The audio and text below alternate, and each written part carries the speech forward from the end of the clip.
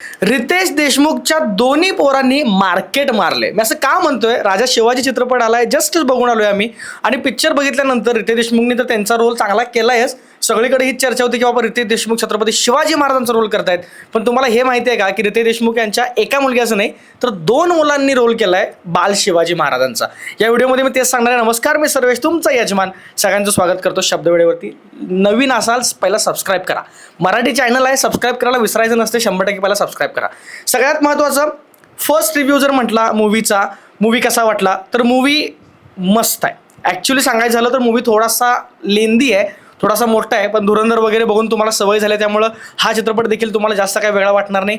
वेळ काढून मूवी बघायला नक्की जावा, कारण चित्रपटामध्ये पहिली गोष्ट हीच आहे की फ्रेमिंग असेल किंवा ॲज अ सिनेमॅटोग्राफी असेल किंवा बाकीच्या सगळ्या गोष्टींच्यामध्ये जे काय टाईम घेऊन त्यांनी काम केले टॉप नॉच आहे. एकही फ्रेम किंवा एकही सीन तुम्हाला मोकळा वाटत नाही. प्रत्येक सीन भरलेत, प्रत्येक सीनचं फ्रेमिंग किंवा कंपोजिशन अगदी टॉप लेवलचं केलंय. छोट्यातला छोटा जरी सीन असला तरी रितेश देशमुख यांनी बारकाईनं ॲज अ डिरेक्टर म्हणून त्याच्यावरती चांगलं लक्ष दिलंय. आणि मी एवढंच म्हणेन की बाबा मस्त वाटते, कोणतेही फ्रेम बघायला मस्त वाटते, भारी वाटते. त्यामुळे हा चित्रपट 100% सिनेमॅटिक लिबर्टी यूज करून भरपूर सगळ्या गोष्टी झाल्यात, कॉन्ट्रोवर्सी पण थोड्या झाल्यात, ते पण तुम्हाला कळेलच. पण मूवी फर्स्ट रिव्ह्यूमध्ये खरंच खूप मस्त वाटतोय. मी दोन मुलांच्याबद्दल जे म्हटलो रितेश देशमुख यांच्या, तर सगळ्यात महत्त्वाचं गोष्ट की तुम्हाला हे तर माहिती असेल की शिवाजी महाराजांचा बालपणापासूनचा थोडासा इतिहास किंवा बालपणापासूनचं जे आयुष्य होतं त्याच्यावरती थोडंसं जास्त लक्ष केंद्रित करण्यासाठी या चित्रपटाची पूर्ण स्क्रिप्ट बनवली गेली आहे. म्हणजे बाल शिवाजी या टाईपमध्ये असं सगळं दाखवायचा प्रयत्न केला आहे. तर त्याच्यामध्ये आपण ट्रेलरमध्ये बघितलंच होतं की बाबा छत्रपती शिवाजी महाराजांच्या लहानपणीचा रोल म्हणजे बाल शिवाजीचा रोल जो आहे तो रितेश देशमुख यांचा मुलगा रिहान नाव आहे, रिहान जो आहे तो करत होता. पण तुम्हाला हे माहीत नसेल की 4 टप्प्यांमध्ये छत्रपती शिवाजी महाराजांचं एज दाखवले. म्हणजे एक सगळ्यात लहान बाल शिवाजी जे आहेत, जे आपण ट्रेलरमध्ये बघतो की स्वराज्य म्हणजे काय, ते जे प्रश्न विचारतात ते त्यानंतर थोडंसं वय वाढल्यानंतर दुसरे बाल शिवाजी असतात, त्यानंतर थोडंसं वय वाढल्यानंतर तरुण वयातल्या, आणि त्यानंतर ते देशमुख, असे 4 टप्प्यांमध्ये छत्रपती शिवाजी महाराजांचा रोल जो आहे हा डिवाइड केला गेला आहे. त्यातले 3 रोल जे आहेत ते स्वतः म्हणजे आपल्या रितेश देशमुख यांच्या घरातलेच आहेत.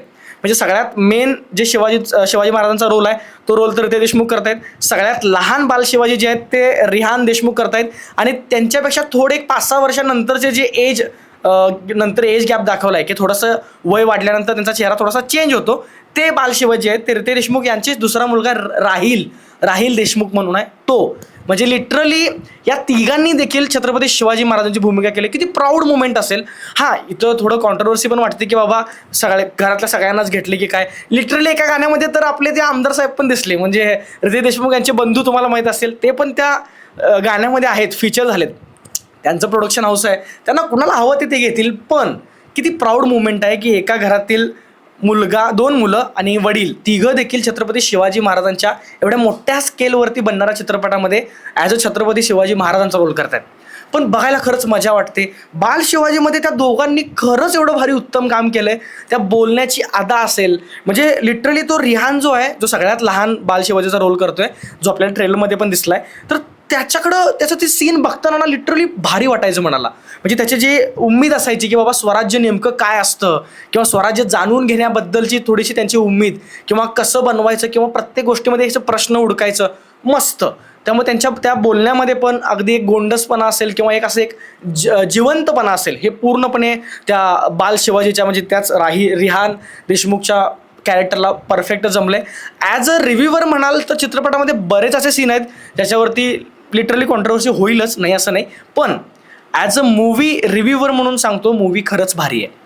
तुम्ही पहिल्यांदा बघायला जाल तेव्हा तुम्हाला थोडंसं लॉंग वाटेल, मोठी वाटेल, सिनेमा मोठा वाटेल. थोडासा मोठा आहे सिनेमा, 3-3.25 तासाचा चित्रपट आहे. पण जर तुम्ही शांत डोक्याने बाकीच्या सगळ्या ह्या गोष्टी ज्या ट्रेंडिंग आहेत किंवा जे कॉन्ट्रोवर्सीज आहेत ह्या सगळ्या जरा साईडला ठेवून जर चित्रपट बघायला जाल तर तुम्हाला आत्तापर्यंतचा टॉपचा मराठी चित्रपट दिसेल as a cinematic liberty use करताना. म्हणजे लिटरली कॅमेरा सेन्स असेल, एडिटिंग असेल, फ्रेमिंग असेल, कंपोजिशन असेल, कलर ग्रेडिंग असेल, लिटरली मराठी चित्रपटसृष्टीमध्ये असा चित्रपट बनलेला नाही आहे.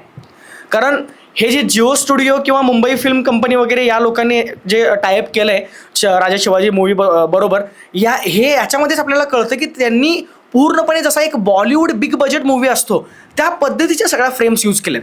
आणि लिटरली हे डोक्यात ठेवून तुम्ही नक्की एकदा चित्रपट बघा. कारण कसं आहे, चुका आपण काढू शकतो, कॉन्ट्रोवर्सीज होतात नाही होतात, पण मराठी इंडस्ट्रीमध्ये एवढ्या बिग स्केलचा हिंदी चित्रपटाला टक्कर देणारी लिबर्टी यूज करणारा चित्रपट मराठीमध्ये बनतोय, त्या बाबतीत हॅट्स ऑफ आहे. बाकी तुम्ही चित्रपट बघितलाय का नाही बघितला अजून कमेंट सेक्शनमध्ये सांगायला विसरू नका. आणि आपण भेटू नेक्स्ट व्हिडिओमध्ये. तोपर्यंत धन्यवाद.